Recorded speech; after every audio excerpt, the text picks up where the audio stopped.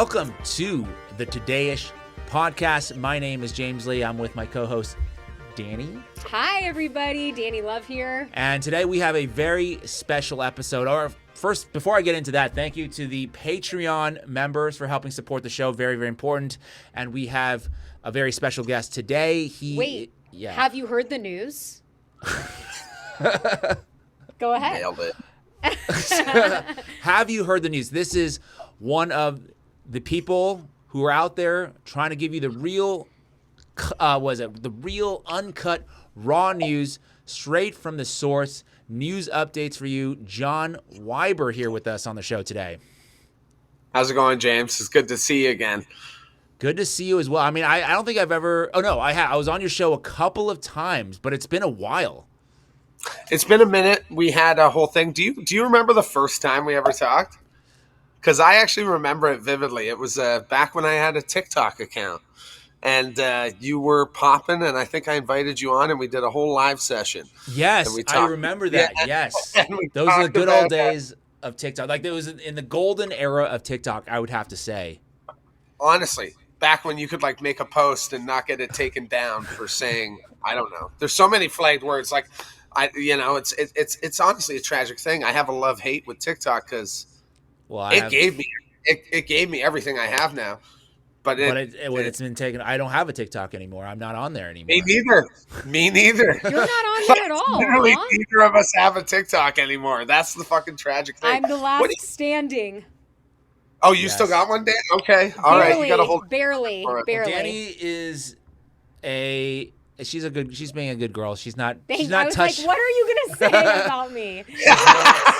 Getting into so wait, what got you banned from TikTok? So I had 9 accounts banned, totaling over 2 million followers. I've never looked into it. I had that first account, James, when we first met. I had 1 million followers, and they shut that down. I think I got to be one of the top people to ever get shut down.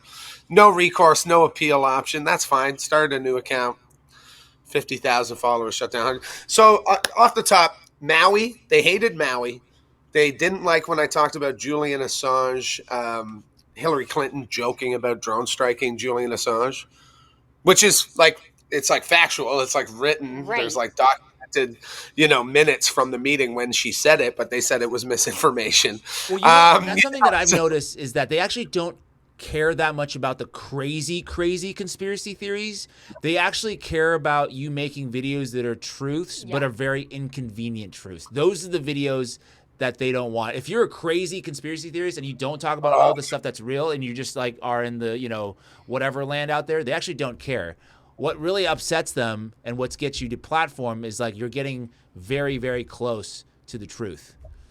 I'm better off, James, at this point, posting some AI slop than like doing research and like, presenting like some sort of, intricate thought out like story. It's like, you hit the nail on the head. They reward stupidity.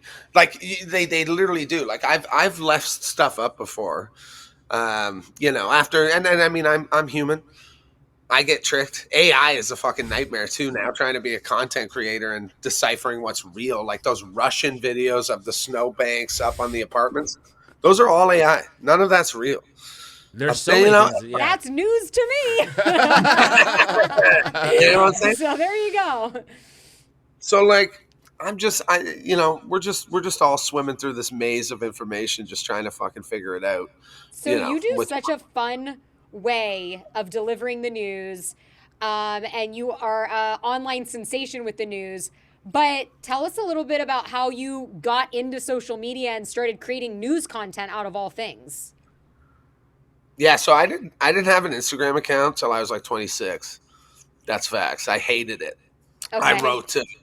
I wrote a bunch of novels. And that was like a couple years ago, or Nah. This was I guess it's 16 years ago, probably, And I wrote some novels in my 20s, passionate writer.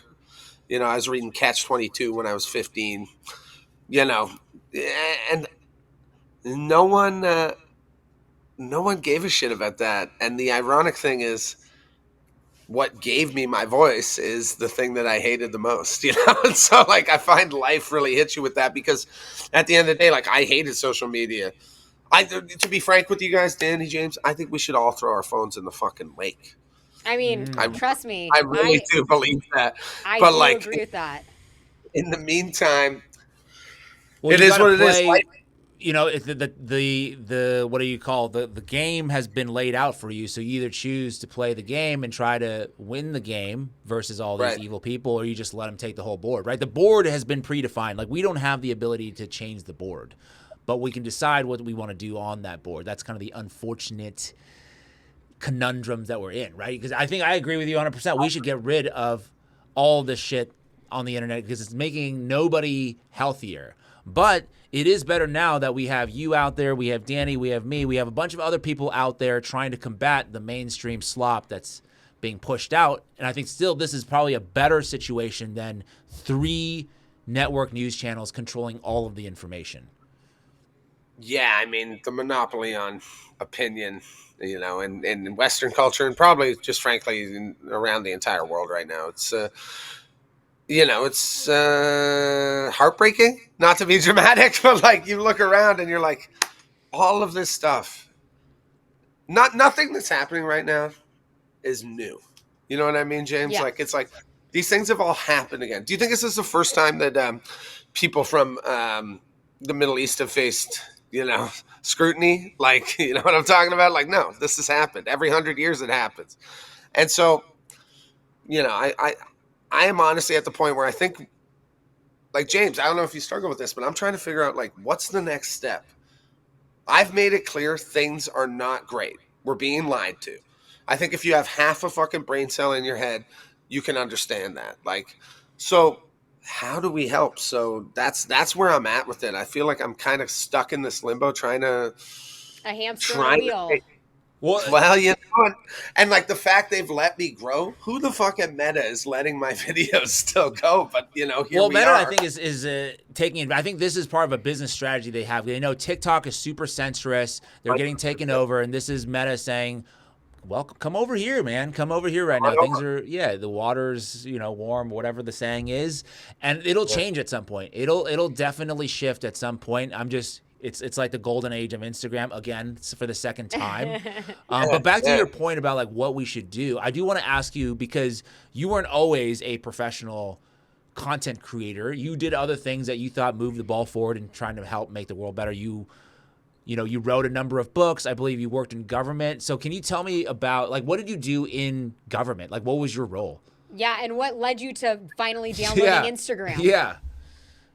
It's funny. Like, I'm going to be just blatantly honest. I volunteered in my second year university for my local member of parliament, so congressman, for all the Americans out there, because I was taking an English degree and I had no fucking clue what I was going to do, and I had zero job prospects, and I had recently shattered my heel after I jumped out my ex-girlfriend's second-story window.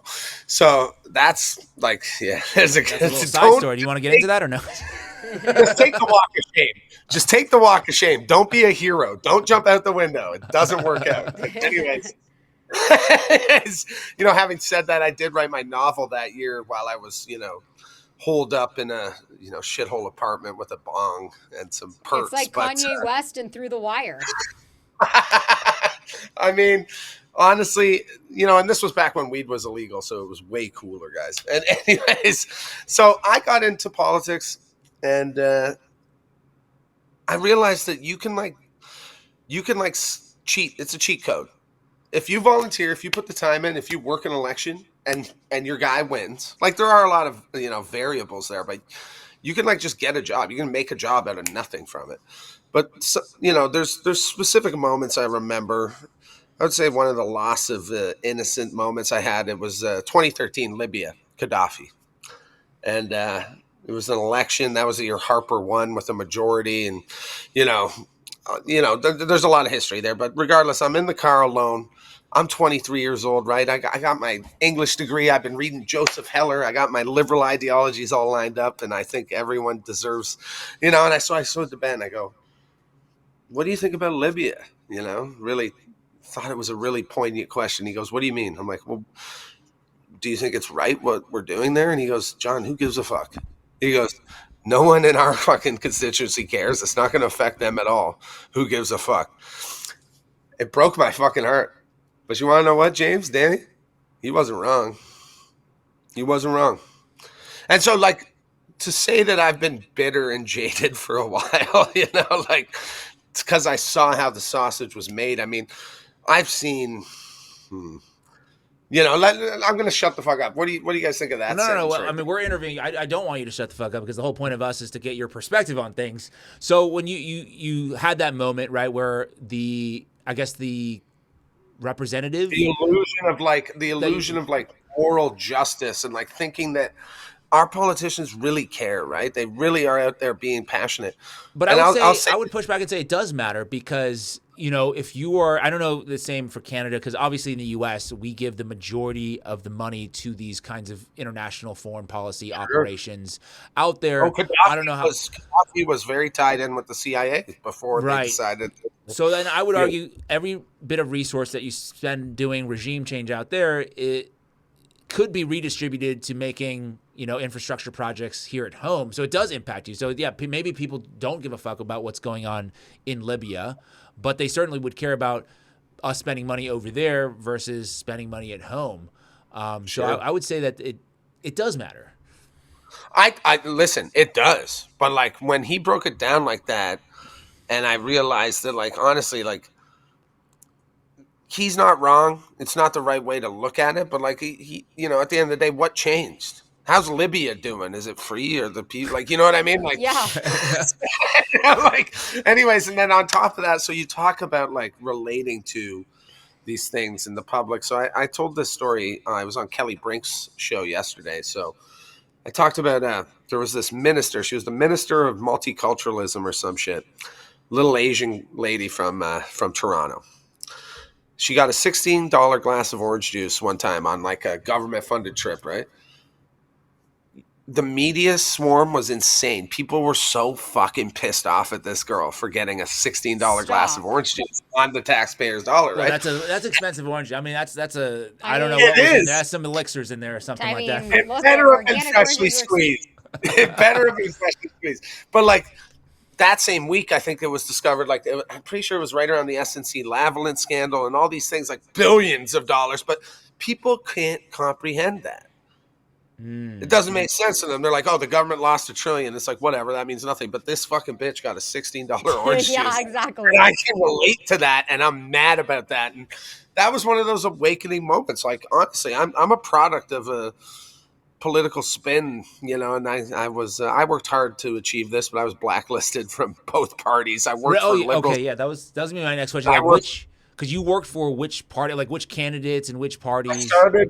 I started conservative under Harper, and they hated the fact that I was like, hey, we probably shouldn't lock people up for smoking weed. And they're like, shut up, John, you know. And so, long story short, like, there's a lot of chapters in that story, and I used to hate it. I used to like be bitter about it. I've made peace with it all, but like it is a joke.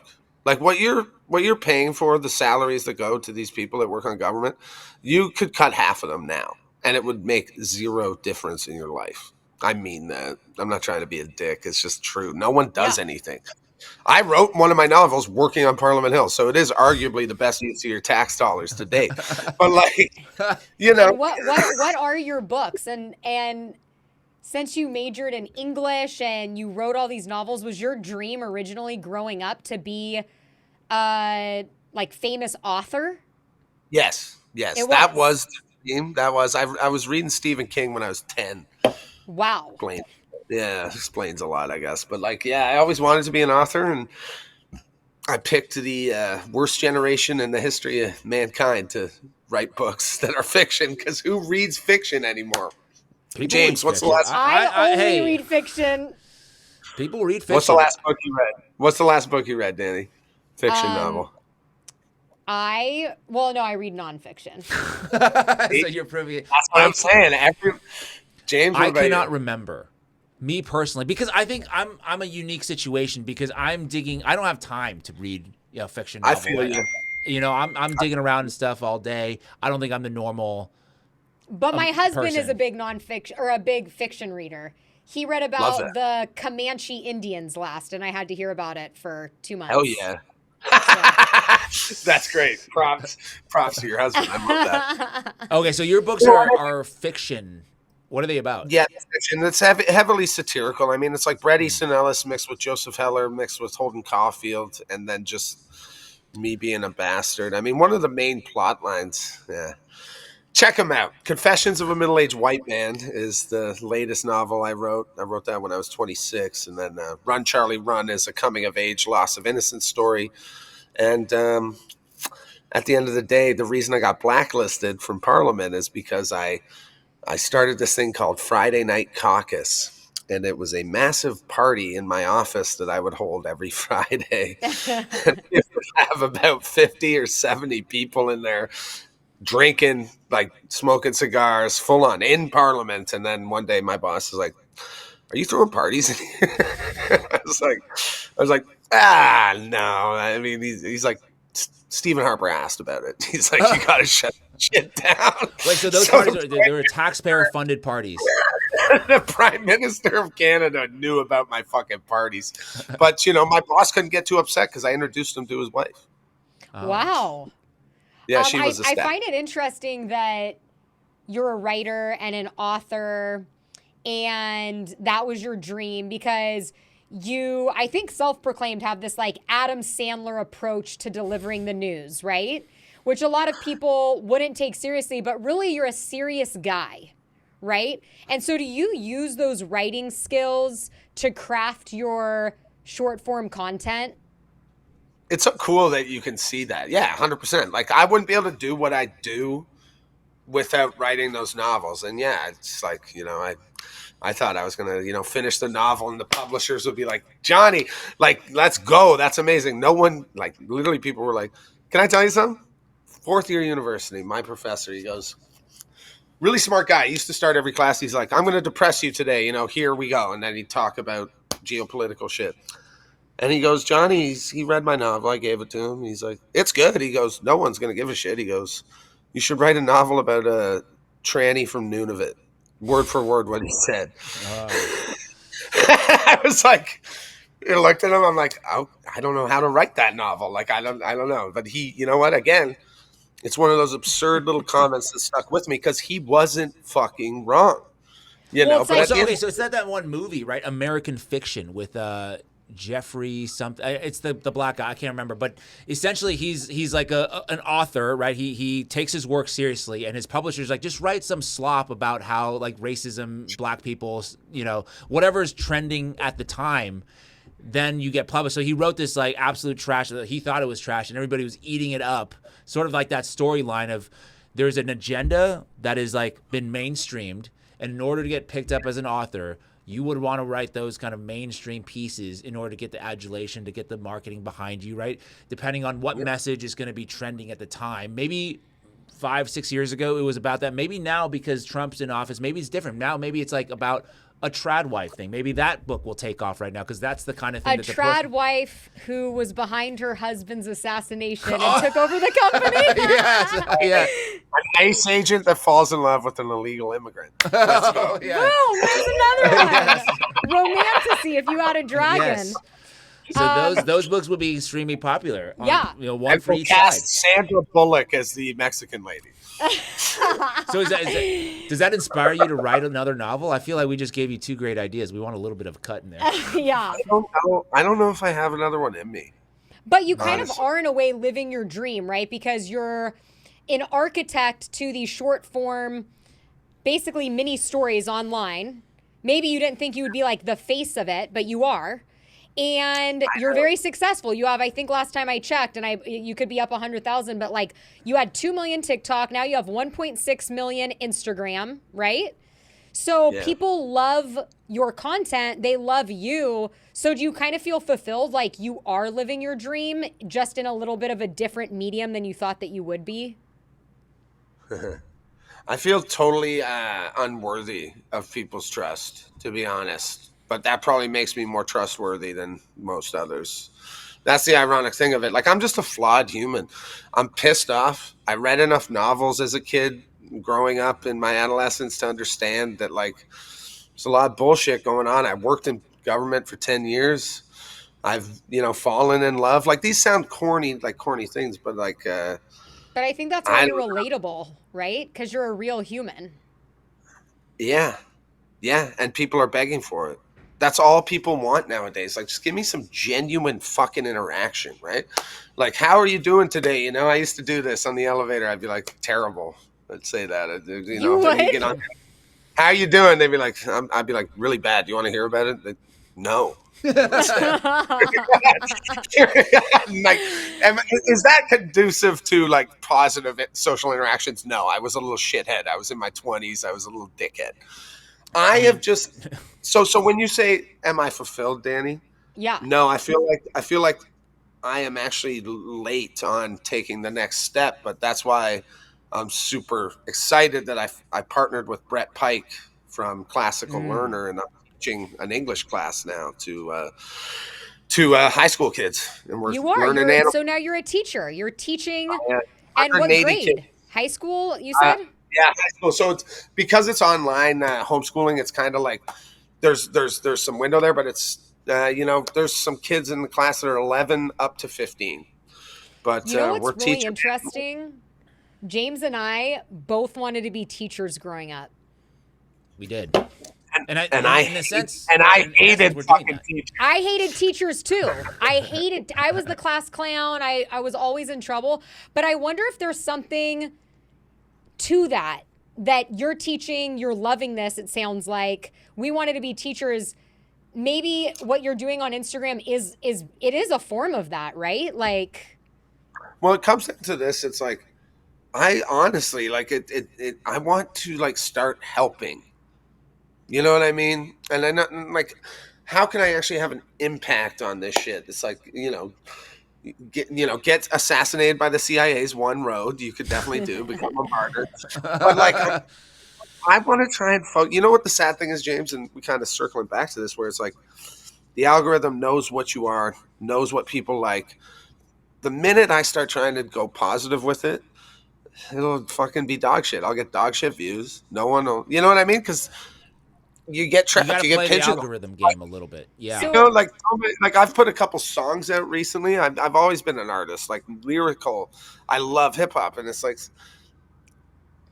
the level of the amount of like how offended some people are. The fact that I would even put it out is like fascinating to me, because I'm like, man, like, you're mad? Like, why are you mad? Yeah. Tell us a little bit. Okay, so you put out a song.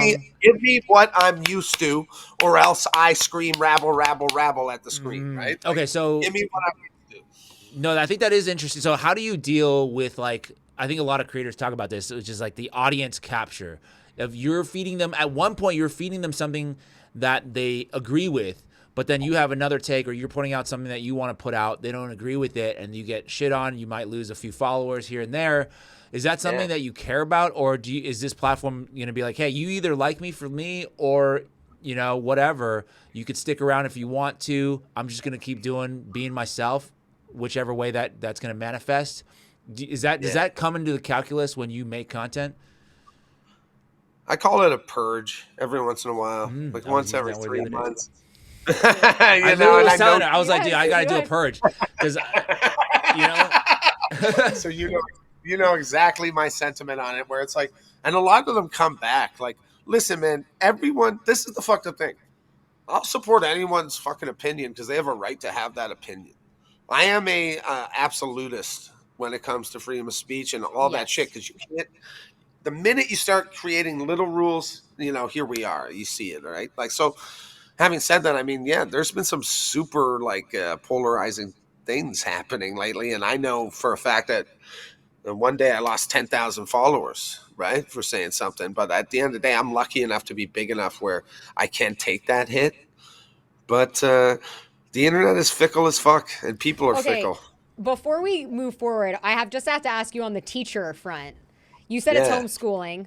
So have you had a reaction where you log on and a student's like, holy fuck, I know who you are, like recognize you? Because I would think if I was at home and you popped on my screen and I heard your voice, I'd be like, oh my God, I would know who you were, and I'd think that was like the coolest teacher of all time. So the parents know who I am, but Oh my my God. audience is like my audience. I don't have kids watching me. Like Right. literally, I think it's Probably a good thing. my. Honestly, it is. Like, I mean, it'd be way easier if I had the Jake Paul crowd and I could sell merch to these little fucking, young kids taking their daddy's credit card. But unfortunately, I got to deal with adults with intellectual minds. So that's my burden. So the Should have been a parents are like, "Oh, we know, we follow you." yeah. And, at the end of the day, though, it's like, what's crazy is these kids to me, it's absurd the stuff you start picking up. For instance, like I'm going on a tangent here. Like, no, none of the kids know who I am. One of them asked about my novel. I was like, ask me again in a few years. You're too young to read that novel. It's way too fucking dark. Anyway, so but we were talking about Animal Farm. We were talking about one of the characters. It's Squealer and Molly, who's the bourgeois and the media essentially. But you know what this kid says? I'm like, what does Squealer remind you of? He goes, well, he's an influencer. And I was like, holy shit. It is. And influencers didn't exist. When Orwell wrote that book, that wasn't even a fucking thing. I mean, I guess, in the broad scope, but I just find myself being like, wow, I have hope again. I swear to God, these kids are smart. They're giving picking you up on hope for the future. I said, what are the dogs? Who are Napoleon's dogs? And this kid goes, ice. I was like, correct. Yeah, Wow. that's correct. I said, that's correct. And there's a million other things it could be. You want to call it the CIA, the FBI, the NSA. You want to call it the KGB, CCP, whatever you want to call it. That's what it is. So. Well, it seemed like Orwell had a lot of he had ideas that were way before his time, I would have to say. Like, he saw all this shit coming. They transcend. Let me hit you with this one, James. In the first couple pages, it talks, Old Major gives a speech, and he talks about how they're a tool, used by man that is disregarded and not given enough appreciation. I said to the kids, what is a tool we're using right now that's like that? The kid goes, artificial intelligence. I'm like, yeah, that's exactly it. Like, so Animal Farms. Like, these ideas are universal. So we're literally just breeding our own Animal Farm digitally. And I mean, I think, like, honestly, I would abolish AI. Like, if you gave me the switch, like, for one day and it's like, John, you're the president of the world, I would abolish AI. Well, we're going all in on AI as of recently. I accidentally clicked the screen. Oh, what happened? With the pedal. Oh, shit. Pedal it back. Hold on. Sorry, John. That's good. No worries. Difficulty. My heel hit the thing. Throw up the thing like do. The there, Kent you're back. Sorry. Because we do our own production, James does camera switches with a pedal, which now I'm there and I drop my foot and then you went off the screen. So that's amazing. I love that. Listen, you don't got to explain it. I'm out here learning every day. I'm learning how to like do my job because I'm a borderline boomer that's not great with tech, and so it's like, there's just another little absurd sprinkle of life being like, here, you got everything you wanted, but it's not how you thought it would be. Yeah. So on the AI topic, James and I have interviewed a few AI experts, and there's this debate if it's going to be good or bad. I'm guessing you think it's going to be ultimately negative. I saw the latest Tron movie, and I was into it. It's funny that one of the best actors ever, Jared Leto, the only role suitable for him now is an emotionless robot. But regardless, solid movie, and that is one of the messages where it's like it might actually be good if it's benevolent, if it's But like, I'm just hesitant because I don't know. What, 9.9 out of 10 sci-fi dystopian novels ever written kind of tried to warn us about this exact thing that's happening. I'm just a little bit worried. Well, I think it's that this thing that is AI is extremely powerful, and what happens is it falls in the wrong hands. You could say, yes, under a utopian vision where we use AI only in its most pure form positively, yeah, sure, it could do good. But that's just not how it's going to happen. It's going to be people who are power hungry, who want to make a lot of money, and who can, leverage AI to do that, but without, basically zero calculation of how it impacts humanity overall.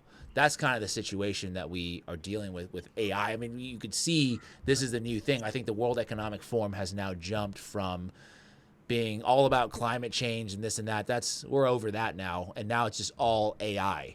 Well, because they need the water. They need the water for the AI now, so it doesn't matter so much. Exactly. Let the ice, Yes. So the ice true. caps melt.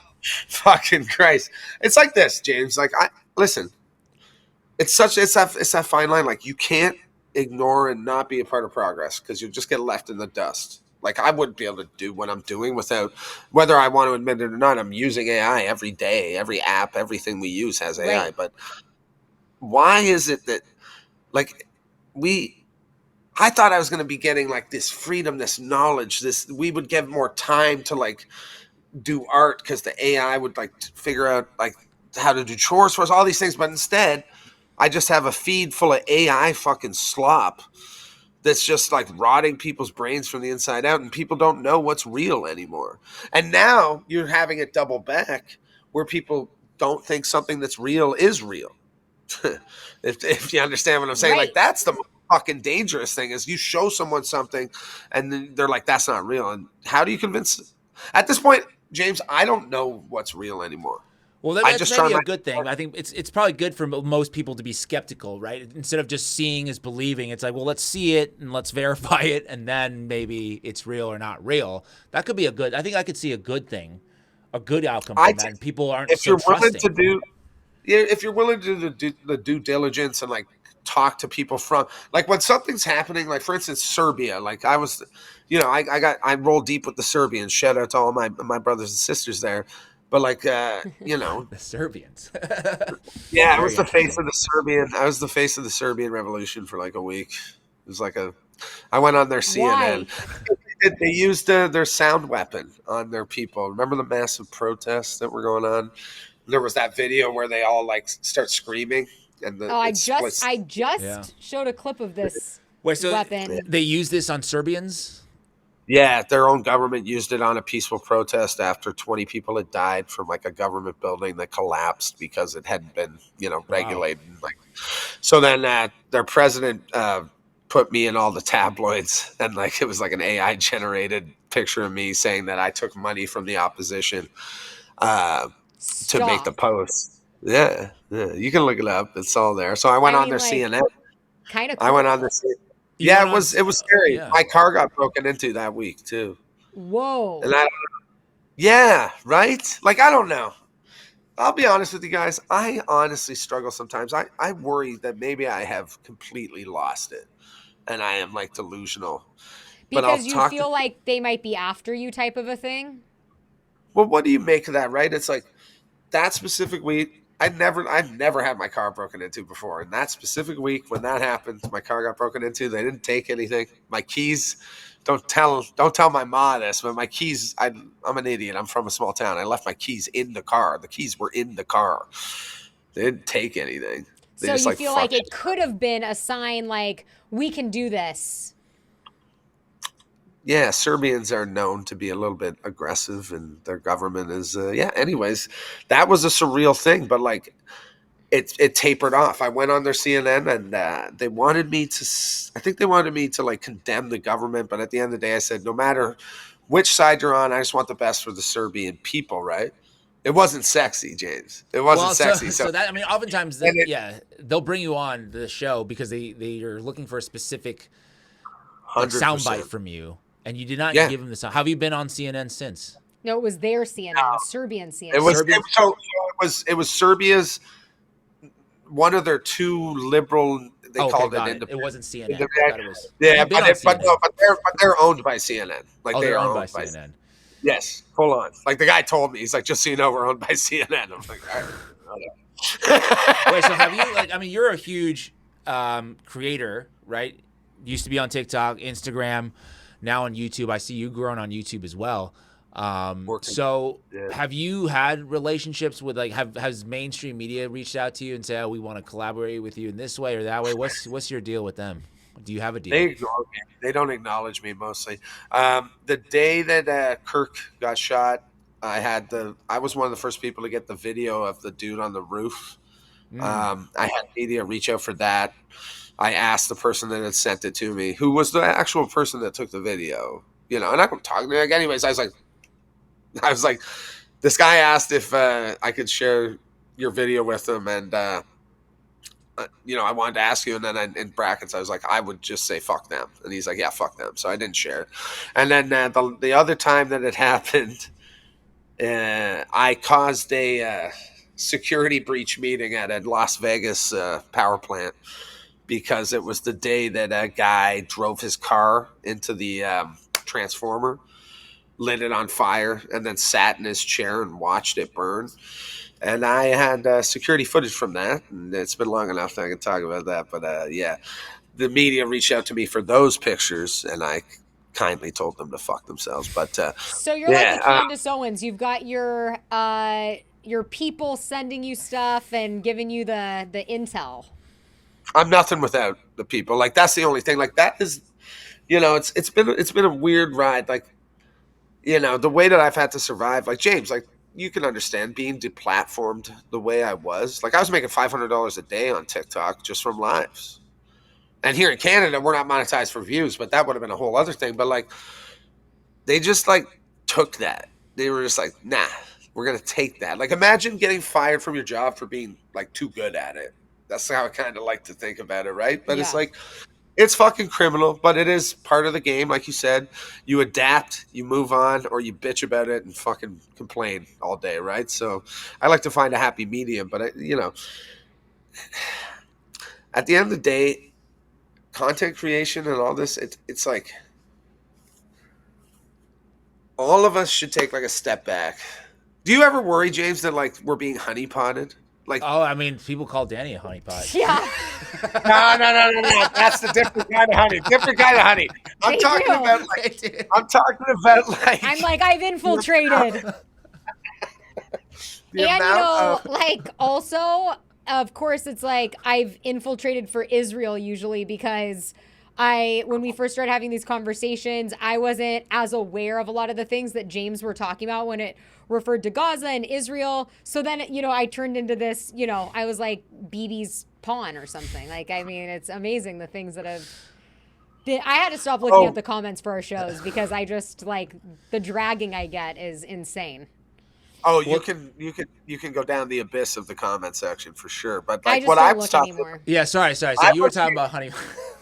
I'm talking about honeypots in the sense where it's like, I think Palantir's every time you look, you know what I'm talking about. The comments in my videos, sometimes I'm like, oh my God, like, bro, you shouldn't be saying that. Like, crazy. Like, let's just say it, anti-Semitic, crazy fucking. People say crazy stuff. Hatred for Jews, hatred for blacks, hatred for whites. Like, it's just like, I feel like we're all being set up.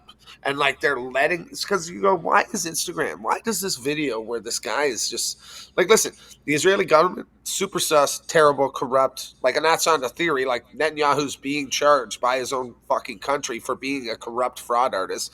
But like, it's like people have lost the plot. They've just lost the plot. And we all just got to take a step back and like reassess, like ask ourselves, how do we break this fucking cycle? Like, what?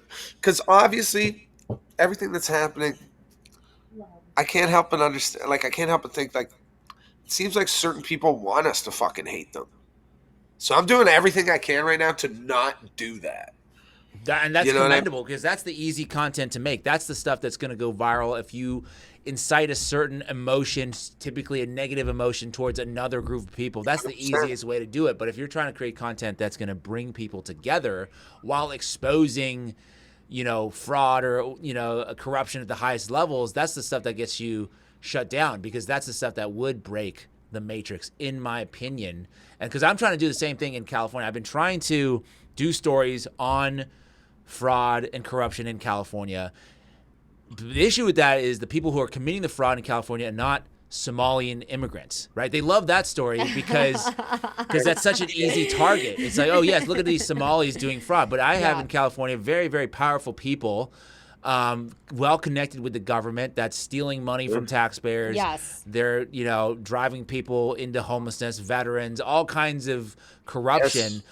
but nobody wants to touch these stories because then you have to bring down the whole thing. It's kind of like, it's a small version of like the Epstein thing, I guess. I think the Epstein, you can't bring him down because once one domino falls, like, oh, this guy's involved, they're all involved. And now you hear nothing about the Epstein files, even though it's supposed to be released. Still nothing. What do we do? What do we do, James? Honestly, I'm at a loss for words because it's like people have already, like, it's already working. You see it. Well, I mean, you can only control what you can control. Danny, we were talking earlier today. You can only control the stuff that you can control. You can't control these people from acting corrupt, but you can control yourself from being corrupted. You can just lead by example. You can say, I'm going to speak for you, Danny, in terms of like, you were offered all kinds of deals. You could have been a part of TPUSA. You could have been out there, Benny Johnson. Like, you have the skills to, like, be a Fox News correspondent. Yes. But then you chose that I can make money in a different way. I'm still going to be extremely successful, but I don't have to follow that path. So that's, I think, one way to kind of change the game. What do you think? I mean, I think uniting is important. I think that if we're all divided, like, I even think us three uniting, right? We're going to be interviewing other news content creators. Like, I think that if, like, even with the Charlie Kirk assassination, people hate that, like, Ian Carroll's still researching it, and Baron Coleman and Candace Owens, and, like, we've been doing stuff on it. You've been doing stuff on it. I feel like the more of us that kind of connect and get on the same page, it's harder to quiet that. It's not one person. Now it's like, oh, how can I snuff out all of these fires? It's difficult. I don't know. It is difficult because the assassination of Charlie Kirk was going to be like this huge firestorm. They were ready to go. Barry Weiss, CBS News, they were ready to go and say, look at the radical left. Look at these trans furry people being very violent. This is a big problem for our country. We got to get rid of the left. We have to just destroy them because they're out to destroy us. And all of a sudden, very, very influential figures like Candace, like Ian, like Tucker are saying, well, maybe it was Israel. And now their whole thing is fucked.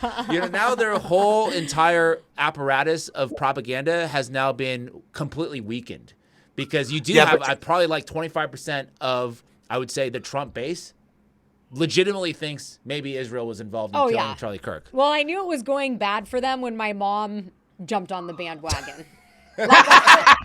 Like a whole Fox viewer, and she was like, it could have been Israel. I'm like, holy shit. Holy shit. You know? So I would say I have a lot more hope. You see things, darkness every day, but there are people who are, I think happiness can be found in darkness. I think hope can be found in times of darkness as well. I love when you talk like this. Why? This is great. No, I'm just saying. Usually I feel like it's not darkness before the dawn. No, look, I'm just, it's like this. You look at, shit, I forgot what I was going to say. I've been holding it in the whole time. Sorry, take the mic back. Well, that's because we were talking too much and you need to be talking. Yeah. Okay. I can't remember what I was going to say. Oh, everyone, it's like this. People... Never mind. No, say it. Just say it. I just, people have lost the plot. Like, so you're talking about, criticizing Israel. And then if I were to come out, like, James, what do you think the reaction would be if tomorrow I came out and I said, guys, I think we're being too hard on Israel and the Jews? What do you think people would say? Well, they would say you received $7,000. You took the $7K. Exactly. But do you see how it's like folding in on itself? Like everything is like you cannot win. You either have to be part of the hatred or you're a paid off puppet. And it's like me being one of these motherfuckers that, for 3 years, corporations, I've got a couple cool sponsors now that have been decent and have stuck with me, but like corporations don't touch me with a 10-foot pole, James. You know that. I have no. Same for me. well, exactly. That's what I mean by that. When you are a voice out there talking about corruption and wealth disparity, it's kind of hard to market for the fucking modern day democratic capitalistic society we live in. Having said that, you can find a way to carve out your own space, and I have done that. You've done you've done one of the best jobs at that. You're literally, even being deplatformed, you have millions of people who look to you for direction. I think I feel like in talking to you today, you feel the weight of that responsibility. That's something you think of. I can see it more than ever. I feel it right now. And More is than that ever. part of the reason why you present the information almost in a comedic way? I think everything's a fucking joke. I care deeply. I'm an emotional, like corny, romantic, dramatic motherfucker. But I also, like, in the back of my mind, every interaction I have, it's like, you know, you ever think about something like this? Like every sentence you could think to say has been said already. And I just feel like we're stuck in this cycle. We're stuck in this loop. People are offended. People will be offended if I say that ICE should suck a bag of dicks. And then the same people will be like, if I said, what up, nigga? And that's like, I want to break the stigma around all this. Like, I'm done with being offended by dumb shit. No one should care about anything until we have the list, until government tells us where the trillions of dollars went from the Pentagon, until, it's just like so many things. Like, we're invading countries and we all know that the fucking president's probably a pedo. So it's like, what are we doing? Well, so here? those are very unifying messages that you're speaking right now. And so they rather get away from those unifying messages and just say, like, hey, man, look at that tranny over there. You don't like trannies, That's right? That's bad. Those are bad people. And then you get them fighting. I think that's why ICE right now is such a huge issue, because we were talking about that earlier today, in that in the Obama administration, ICE was basically conducting very similar raids. And perhaps even way more people. Except they weren't being told at the time that you needed to go out in the streets and do this. But they found this issue, right? The 50-50. They awarded Tom Homan the freedom of medal, the same guy that's doing it for Trump. So now we know it's manufactured. This outrage is manufactured, because even though you can agree or disagree, the people on the streets are there on the streets because they wanted to be on the streets. Right? There's the protests. Some portion of it is being funded, that's for sure. And when you have people funding protests, billionaires funding protests, the only reason they would do that is to sow division, because they could just buy policies. They don't need to fund protests. But if they want to fund a protest, that means they want to sow discord in the streets. That's the only reason they would do it. There's a fella I follow, is John Jacobs. His name is comedian. He's the guy that does he wears the what's it called, the shiesty, and he like stands in front of like. I don't know this guy. Yeah, go on. Anyways, he talks about, he's like, we should protest differently. He's like, corporations don't care if we're out here in the streets. Like, that's fine. Like, people are still buying their shit. Like, what we need to do is like start making appointments and like eating their time up. Like, all of us should saw this. I think I know who you're talking about. Yeah, you know what I'm talking about now? He was like, yeah, go to the bank and pretend to open an account for an hour, and then at the end, he's like, just kidding. Exactly. That's the kind of shit I'm talking about. This that new age, just that new thinking of it. But like, at the end of the day, we're living in a violent world, a corrupt world. They want us to get violent. They do, that's how they get the surveillance state. Can that's I how ask you a question? 100%. Let me just finish this. Yes. They don't want us to acknowledge the fact that our most powerful fucking weapon would be us to unite non-violently and just not take part anymore. We could take the power back in a day. But 100% agree with you. 100% agree with you. That's why I was saying when, asked, I think unity is the key. But you said we're living in a super violent world. Do you think that it's any more violent than it has been historically? You're a avid reader, it sounds like. I'm sure you've read a lot of history books. Or do you think that now there is just every single person with a phone in their hand and it's being amplified through the social media platforms? There's a lot of ways to answer that, right? I think what's happening, bottom line, is violence and everything, like I keep coming back to, unintentionally, but it's all happened before. This isn't the first time exactly. We're going through this stuff. But the way it's presenting itself to us is like, okay, we're seeing like when I was 12, I would go to rotten.com. You ever been to rotten.com? You remember that website? No. I'm a little What is older. I don't know. What is feel like rotten.com? You would watch beheadings and terrible shit. Never watched that. This is early internet type shit. And I was 12. You're watching it, you take it in. Jesus. There was this thing called bum fights. You ever heard of bum fights? Yeah. I've heard of it, yeah. I never watched one. Yeah, it's, so like, we're desensitized, but we're also, I mean this when I say, like, Like my grandpa was in the Devil's Brigade. You know, The he was what? part of. It's the Devil's Brigade, World War II platoon. It's what Inglorious Bastards was based on. Like, Oh. he's the tough motherfucking bastard who parachuted behind enemy lines and, you know, slit Germans' throats. And that's the other thing that fucking bumbles me up. Do you know how mad my grandpa would be to hear me, like, to the fact that I'm like, I don't know, man, it trips me up. Like, he fought the Yeah, what would he Nazis. be? Well, I guess if he were alive You know today, what I mean? what would he be most upset about? Like, what would be like, holy fuck, what's going on here? I think he'd be most pissed about the price of groceries. Like, honestly, that's the kind of guy he was when he focused on that shit. But like, I think what I'm trying to say is just like, I don't know. We're begging to have a cause. I've always called like my generation is like the causeless generation, and it's like everyone knows something's wrong, and everyone's kind of mad, and they have an entitled like you're entitled. You should be mad that things are wrong. Things are not right now. Just little things like that. But it's like so these things have been created. These kind of I hate to say it is woke culture for sure is a big part of that. Like you come up with these new problems to get super offended about. And it's like, bro, like I understand you're passionate and you want to direct your anger towards something, but like there's only one direction it should be, and that is, you know, I mean, you know where it is, James. It's right. It's the people in control. It's the lobbyists. It's the motherfucking, you know, NRA mixed with Lockheed Martin mixed with goddamn Pfizer. You know, And APEC, like and all these people.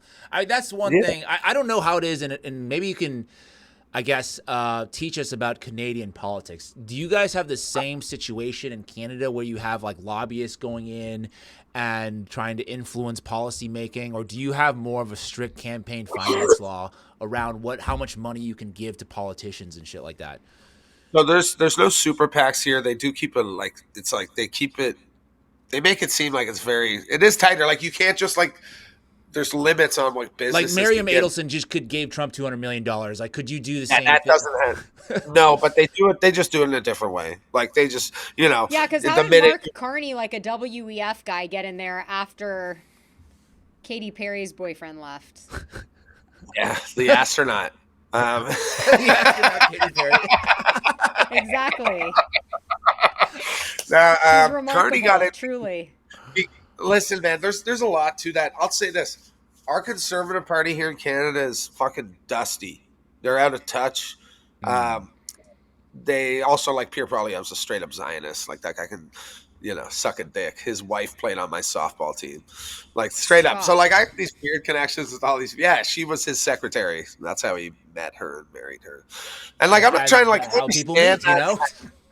That is how it happens, but I can't tell you enough. Like, politicians are we used to call it Hollywood for ugly people. Like that's what we called it when I worked in it. Like, you know what I'm saying? And these guys, it's like these are the guys that didn't really have much, no power, and the minute they get it, guess what? They love it. I know 10 sitting MPs that fuck their assistants. You know, I got dudes up here like shaking in their boots because I could just say their name right now. I'm not going to because I'm not trying to judge people for that. It's like the Hunter Biden laptop. Like, I don't want to see him. Well, it's not illegal to bang your. No. Well, it's not illegal, but I'm saying it's just like a power dynamic thing. It's these men are insecure fucking turds, and they're way less impressive than you think. Like, you know, those, you know, people coming back to it. Like, people are like.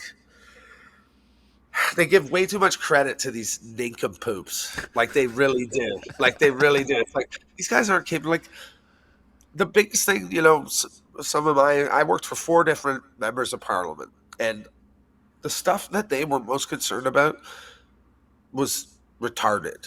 Like just like the mail out list for Christmas, or like the picture on the fucking news. Like, and meanwhile, they'd be like, all right, I'm going to go vote on an allocation of $2 billion. And I'd be like, well, how are you going to vote on it? They'd be like, well, the party told me to vote this way. And that's how both sides work. They don't vote. You're not voting. You're being told what to vote. Well, I think it's different. I think in Canadian politics and British politics, from my understanding, is that if you're an MP for, let's say, the Liberal Party or the Conservative Party, you must basically vote with that party. You cannot break. It's like you don't even have to read the bill. It's just like, this is the conservative position. We're going to vote this way on the bill. And if you don't, that's like you basically then have a government that needs to be dissolved, right? If they don't vote for it, then the government is dissolved. So they have to. Which I think, okay, so there is a positive to that, is that there's no like gridlock. Like now, Trump is saying, okay, well, I want the Congress to pass this, and Congress can say they'll diddle around and say, oh, sorry, we can't come to an agreement. Now you have people to blame. Whereas I feel like it's harder in like a parliamentary government to say, oh, sorry, we just don't have the power, because like you literally control everything, so you can pass laws at will if you want to. Yeah, we're locked in. Like if you get a majority government, like, so we don't vote for the president. You vote for the party, and the leader of the party, if that party wins, becomes the prime minister, right? So I mean, so like these people, yeah, like we're locked in. We got 4 years of this shit. Because if you don't follow the party lines, it's called backbench. You get backbench MP. They say, okay. Which is someone, right? You're at the back. You're not a cabinet minister. You don't get to stand up in question period and, be snarky and say some fucking verbal diarrhea for a fucking news clip. This is what accountability. I feel I would argue there's more accountability in that versus what we got going on over there. Everybody's pointing fingers at each other. Nothing gets done. Nah, there's not, though. I used to say, so for us, it's called question period. British do it too. Any parliament does it. So 2:30 every day. It's the big debate. Like the way they divvy it out, you got the judge. Anyways, there has never been a question answered in question period. Oh. And I used to say, why? Because they'll say you did this, and then they'll spin it and be like, our government's committed to a strong middle class, and and it's like you didn't answer the question, and like that, and I'm like, why don't they just answer the question? And my boss, who was like a good guy, clever guy, he goes, well, they don't call an answer period, John. And I'm like, what are we doing here? Like, what is this pay? We got this beautiful big room. Velvet, all the, green cushion chairs, all that oak, whatever. It's like, you guys are doing fucking nothing. So there's this feeling that we're all watching a big show, right? And it sounds like what you're saying is, yeah, we might be, but the people that are in office are dumb and they don't even realize they're the actors in the show. Exactly. Nailed it, Danny. No, that's it. Like, it's like, these guys are just, they're happy to get in there. And it's, and what makes it worse for y'all down there is that every 2 years you guys got to do this. So you get into office and you're instantly thinking about like, well, 2 more years I get my pension, right? So I got to do whatever I got to do to get elected. And if I don't have the support of the party, then I won't win. So I guess the parties, I'm going to take the party's fucking best interest over my constituents. And that is the world we're living in. And I mean, maybe it's always been like that. I think it's become more grotesque nowadays. I think with the insider trading, right? Everybody gets in there immediately. I got Collie market. Yeah. Kalshi is now where it's at. Right. Yeah, I know. Now they know, grotesque and that's technically not trading. Perfect word for it, James. Grotesque. Yes, it is. Yes. It's just been amped up now. I think before they were still doing these kinds of things, and now I think they're stripping all the protection away and just saying we're just going to full bore do this until, I guess, it collapses, until the dollar collapses. I think that's what is looming in the future of the U.S. I think that's all this is. I think a lot of the attention should be focused on what is the Federal Reserve doing with their dollar, like inflation, all this stuff. Are people trading with it? Because that's ultimately going to be the downfall. Because right now, the only thing enforcing the dollar in the world is the military of the U.S. So then you say, like, when Trump's doing the strength thing, I kind of agree with you on that. It's like kind of our last card to play. Like, if he doesn't play this card, I don't know what would happen. Well, yeah, I think he's playing that card, and I personally think that, I don't know if you've ever read Ray Dalio, but I think that we are in a transitional period where the fiat currency is being replaced by digital currency. And so whether you like it or not, right, the genie's out of the bottle. We're moving towards this digital era. And so the value of the fiat dollar only matters so much until we make this full transition into digital. Yeah, and I mean, you have the EU canceling the trade thing. Now they might have come back on that in the last like 12 hours, but I know they're back. They're back on. Okay, that's a good thing because I was really concerned about that. But you look at all this stuff happening. It's part of me is like we should just let it collapse. But I think that's exactly what they want, so that they can usher in like you said, they do. And what comes with digital currency is probably digital ID, because I don't Yeah, know how they'll do it 100%. without that. Digital wallets, digital ID, digital surveillance. And that's why I think President Trump is saying at the WEF, like, we're going to make sure the United States is number one in digital currency. So I don't think it's necessarily the fall of the United States, like everybody's panicking, it's the fall of the Roman Empire. I think it is the transition of the empire moving to this digital surveillance state is what's happening. Did you know since the 1700s, when capitalistic democracies became kind of the ruling worldwide, like normalized government, there's been a Great Depression in the 30s of every century. Did you know that? Interesting.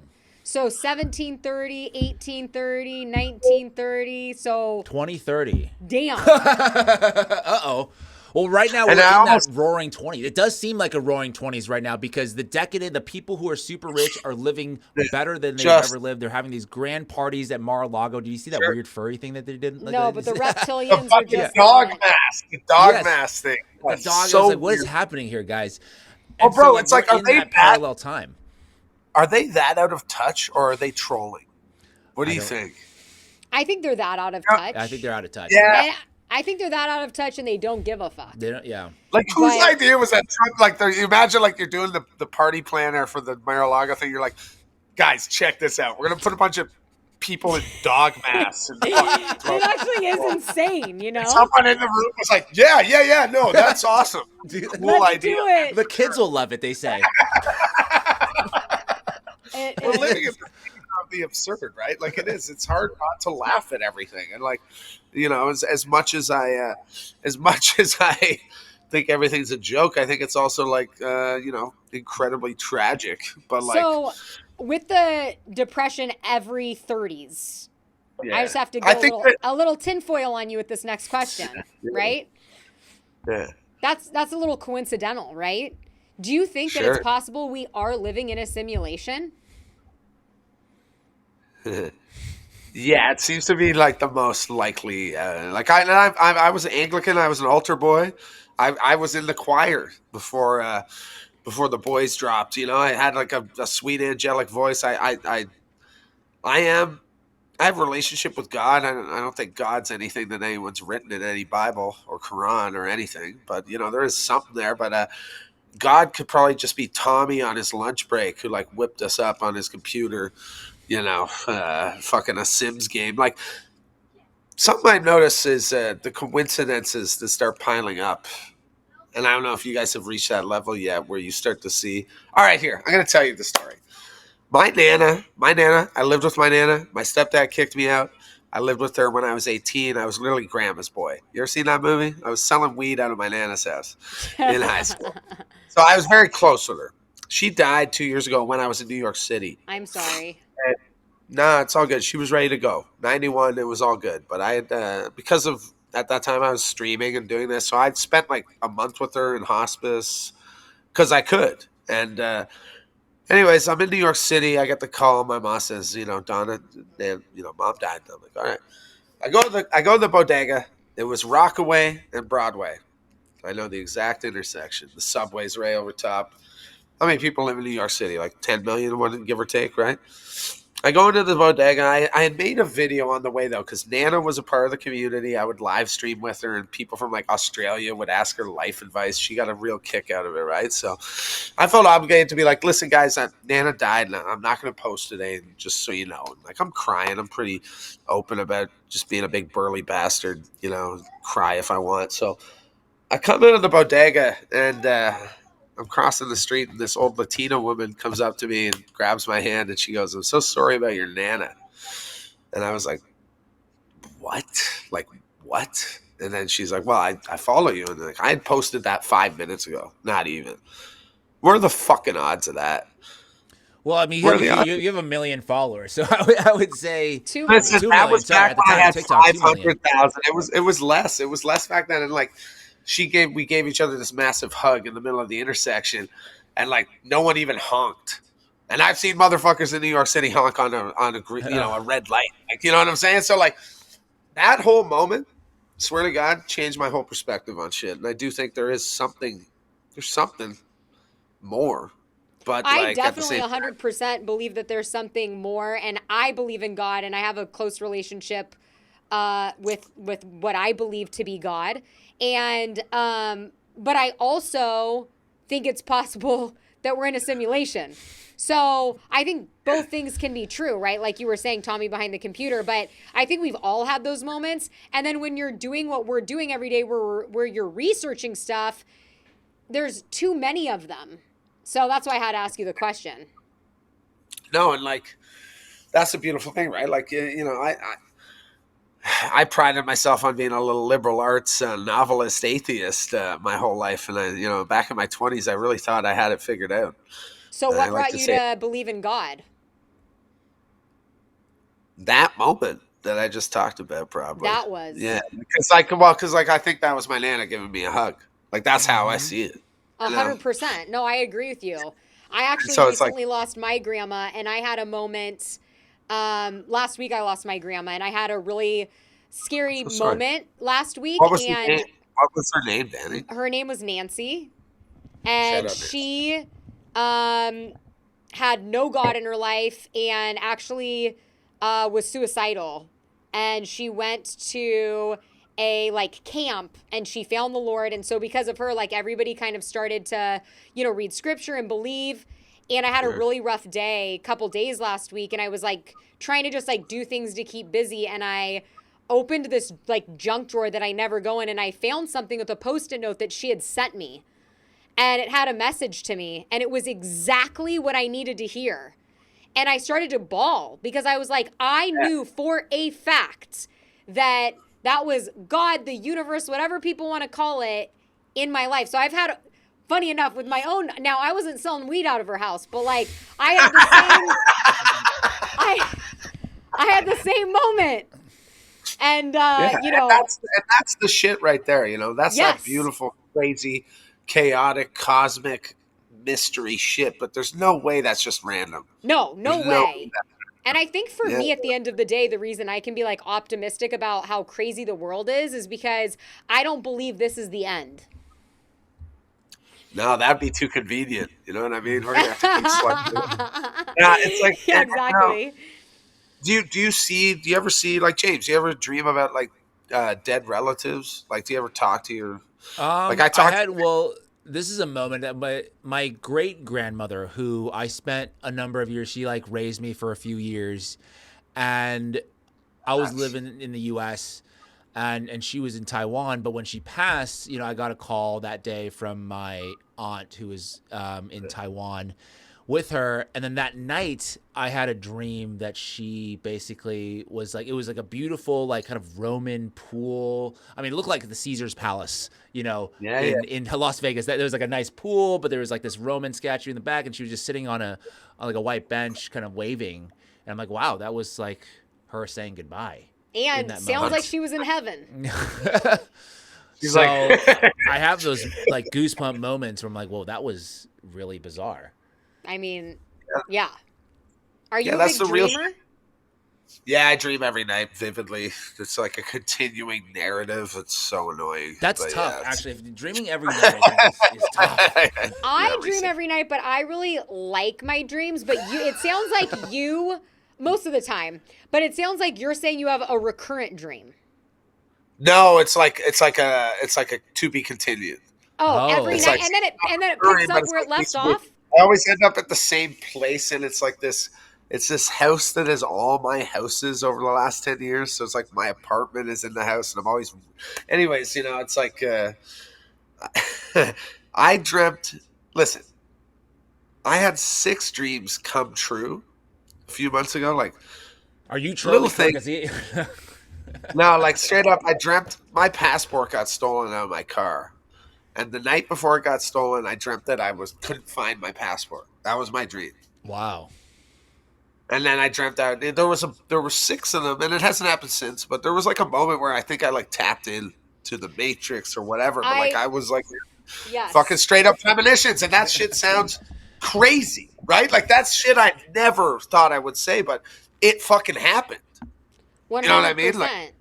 it fucking happened. Six dreams in a month all came true, and like little things, like I said. But Yeah. Have you ever researched?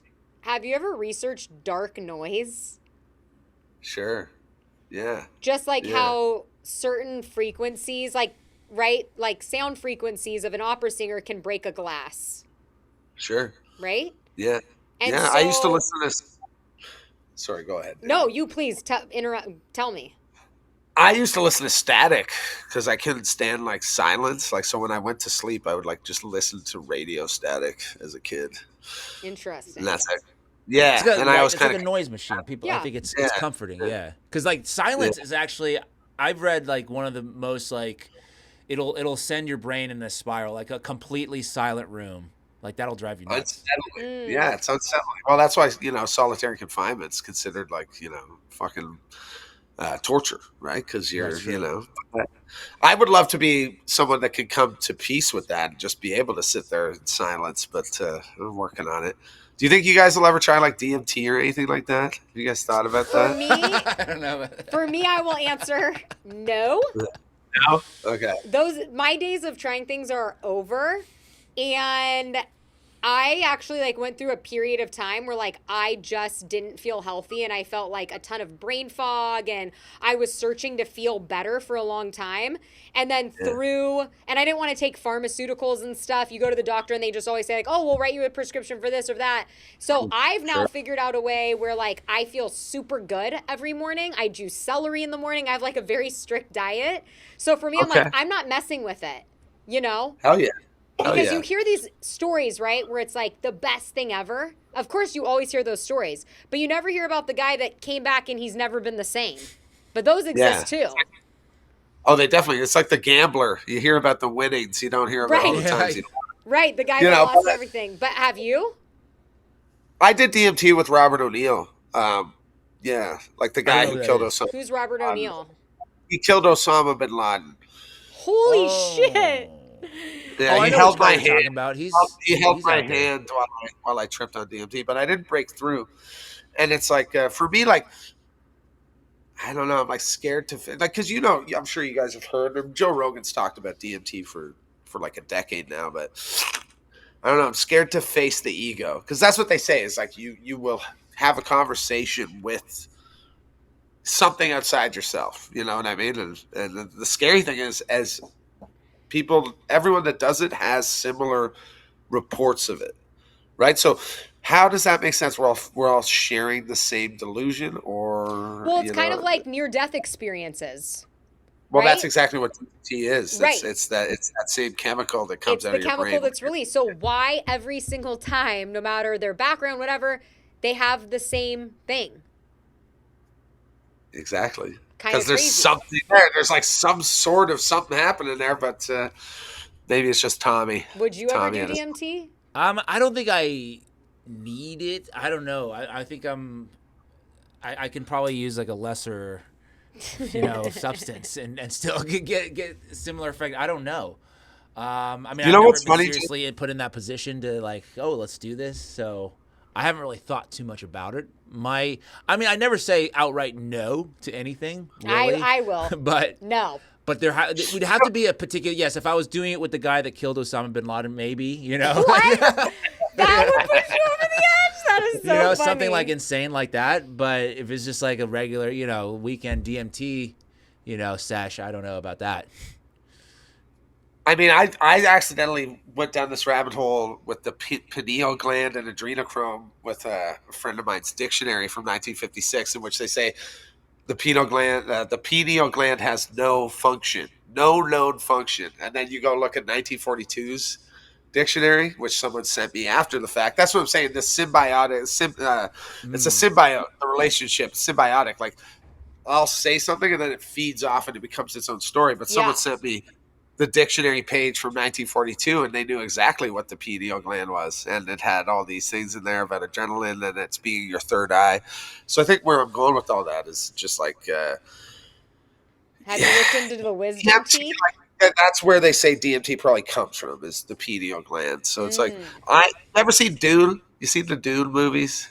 One. I mean, I didn't really get it, but yeah, that's like okay. So at one point, That's the takeaway number one. Oh, I mean, that's what I thought. A lot of fucking sands, some big ass ones. No, so like there's part of the whole thing is this spice, and it's this hallucinogenic that like unlocks. Essentially, it's you could call it a superpower, just perspective. I don't know. I just wonder sometimes if I'm like, what if you do fucking level up from that? What if you do come to a point of like, because I've had my friend be like, John, you come off as such a tough guy, but you're such a pussy intellectually. Like, just do DMT. He said that to me, and it's like stuck with me because I'm like, what am I afraid of? Well, I'm sitting here, James, being like, I'm getting old. I turned 38 a couple days ago, and it's like, I'm like at halfway point.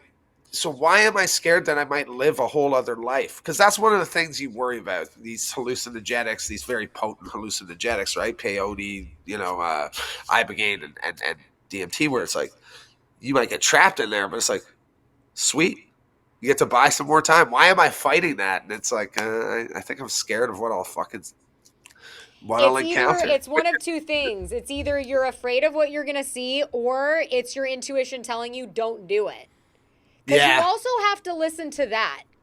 Yeah. You know, I really believe, like, you're having these dreams, you're having these interactions, like, you've talked about being locked into a frequency. Like, I believe that. And a lot of people that are, like, pro-meditators would argue you can have a greater experience if you learn how to shut off your mind and go to that silence all the time. If you can control your mind versus DMT, which is like a one-off.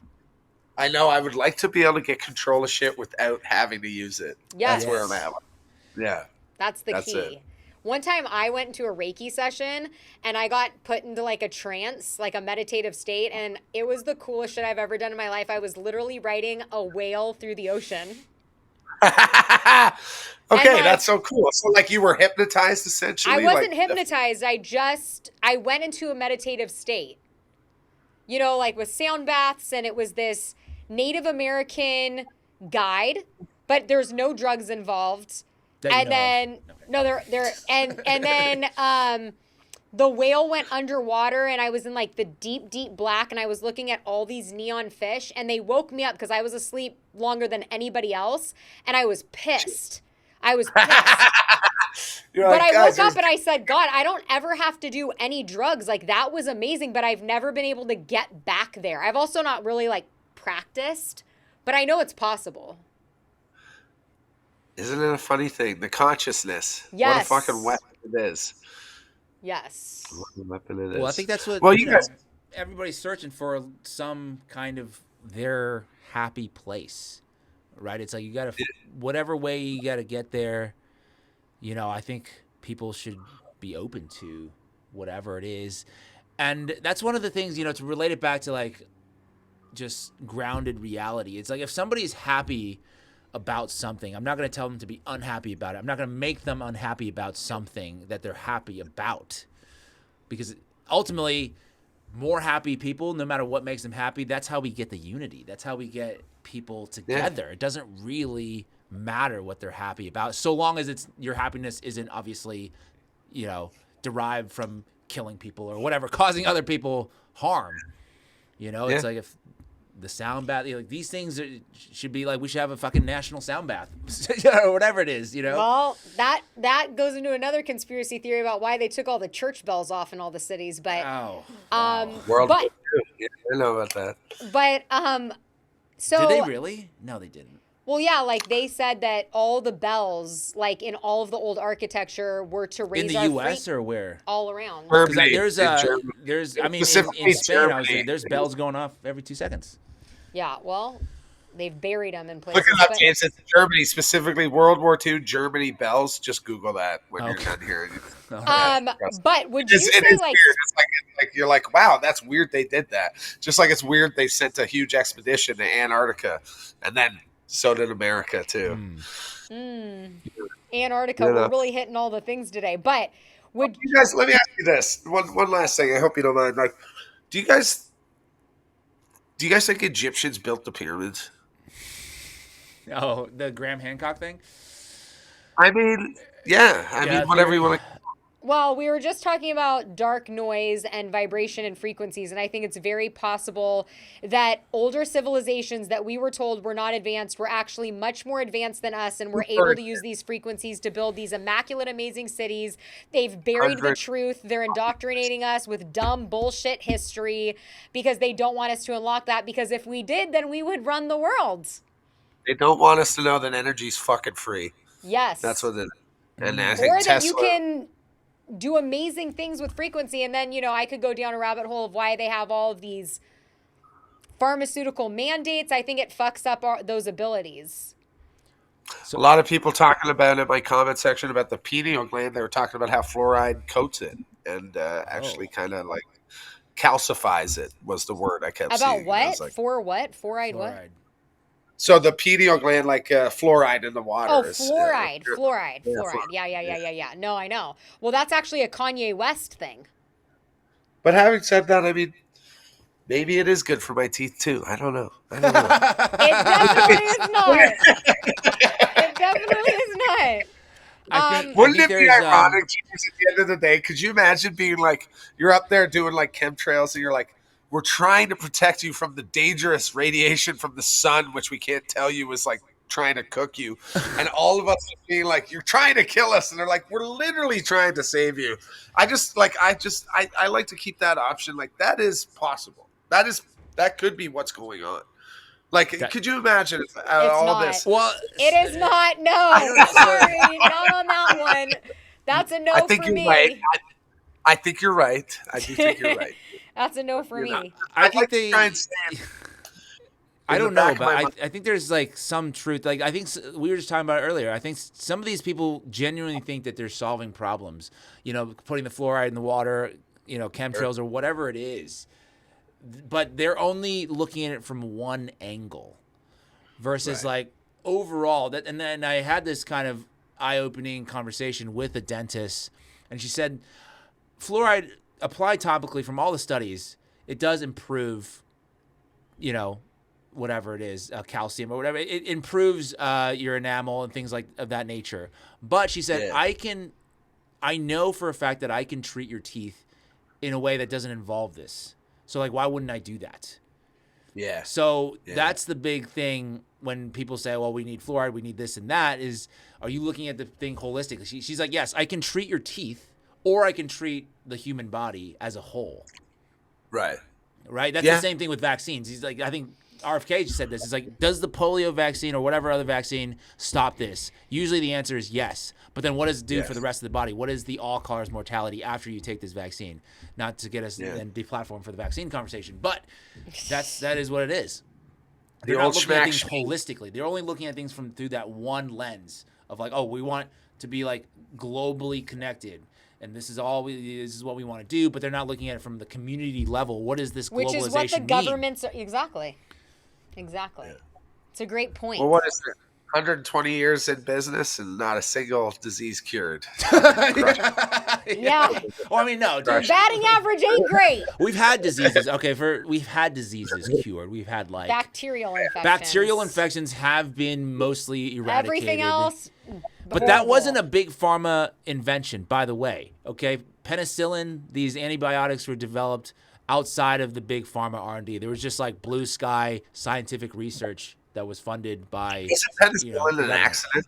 It was an accidental discovery, but it was through. It's not through like, hey, we're trying to create a product. It's just like, oh, we're gonna try to find. We're just doing research for the sake of doing research. Have you seen that Monsanto is going to Supreme Court? I didn't. Are you talking about? If you're talking about the Roundup thing, I did not hear. Did that actually drop? Because I was talking to people in that world, and they were waiting on the Supreme Court to see if they're going to pick up that case or not. I did not see them pick it up. Did you see it recently getting picked up? I saw an article 2 days ago. Yeah, it's going before the Supreme Court. Is it? Yes. No. Yeah. Wow. Yes. To what? Yeah. Make sure they have immunity? They're slipping that one in. Yeah, that was something I took a note of. I just pulled it up. I was really? like, I got to look at, because I was under the impression that maybe they weren't going to take that case, but then now it looks like 2 days ago they announced they were going to take this case. Yeah. Wow. And everybody's talking about Greenland. Exactly. Really?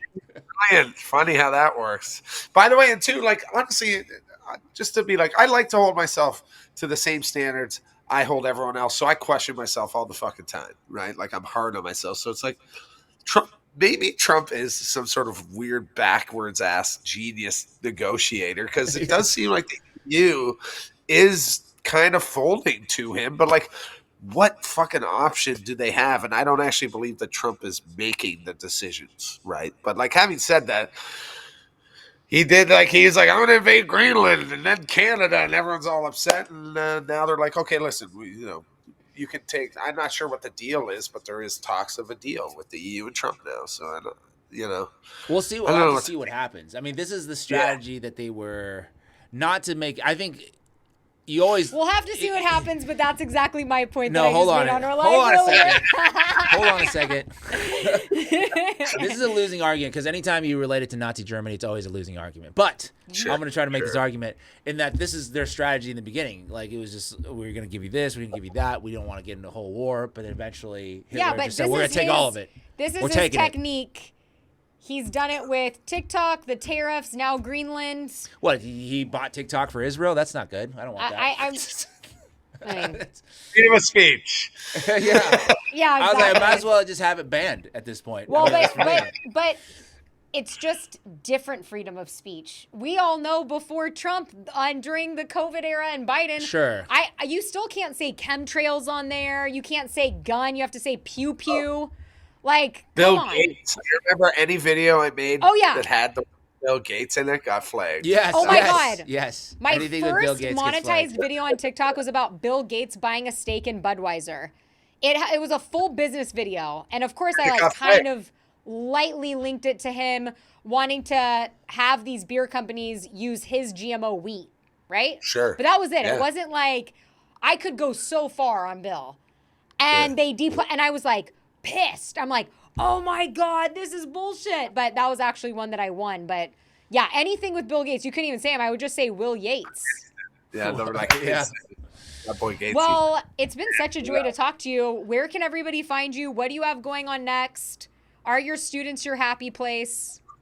Yeah, so check out Classical Learner if you're a little concerned that school counties are banning books at an unprecedented rate. You want your kids to learn about George Orwell?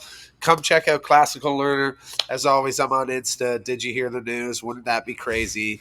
Yada, yada, yada. Put a bullet in my brain. Just kidding. I would never unalive myself. But it's been a pleasure talking to you guys. I had a really good time. And James, me and James, it's funny, James, like, people don't even know we know each other. Like, we've known each other now 3 years. Yeah. Same with I appreciate. I mean, you're one of those people.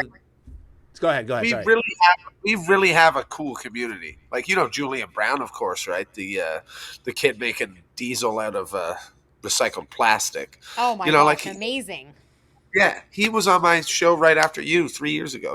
We have something here, and it is, like I said, I think I'll end it there. I have hope, maybe for the first time in a few years. That's honestly what we love. That's what I'm saying. Conversations, I think, bring hope, because I think there's a lot of good things. I think a lot of times, yes, on a day-to-day, you feel like down. You're like, fuck, these guys have full control. But I think by you being out there, by other people being out there, there is pushback against this. I was talking to Sam Tripoli not too long ago, and he was talking about how our voice matters, because Britain, they try to do a digital ID thing. That was repealed because the people went up in an uproar. They're like, okay, sorry, guys. They axed that. So like, these are things if things were really that bad, they would have the digital ID set up. They would have CBDCs. They would have, all kinds of different, things that would infringe on civil liberties. But because you are out there sort of countering the narrative always, that has an impact. I think over a long period of time, that has an impact. So don't do DDT again. Keep that brain intact. We need your voice. Hey, look, one day at a time and one conversation at a time, I guess. Yes. Right, guys? So. John Wiber, news updates for real. Appreciate it. Thank you so much. And it was so nice meeting you for the first time. It was great talking to you guys. Stay safe. You as well. Thank you to all the Patreon members for bringing this conversation to reality. Thank you so much for your support. We just want to grow our community. The more people, like John said, more people are in this community, the better. So appreciate everybody. Hell yeah. Adios.